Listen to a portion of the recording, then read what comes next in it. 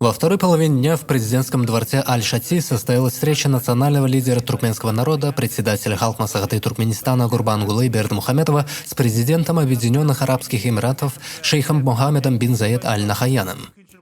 Объединенные Арабские Эмираты – наш друг, надежный экономический и торговый партнер, а также единомышленник в решении многих актуальных вопросов современности, отметил национальный лидер туркменского народа Гурбангулы Бердмухаметов. Важную роль в активизации двустороннего взаимодействия, по общему мнению, играет совместный комитет по сотрудничеству между Туркменистаном и Объединенными Арабскими Эмиратами. Намечаются перспективные векторы развития туркмено-эмиратского экономического сотрудничества. Особый акцент был сделан на важности упрочения налаженных межгосударственных связей по линии науки, культуры и спорта. Соответствующие договоренности были достигнуты после анализа ранее принятых соглашений. В завершении встречи герой Аркадак пригласил шейха Мохаммеда бин Заед Аль-Нахаяна посетить Туркменистан в удобное для него время.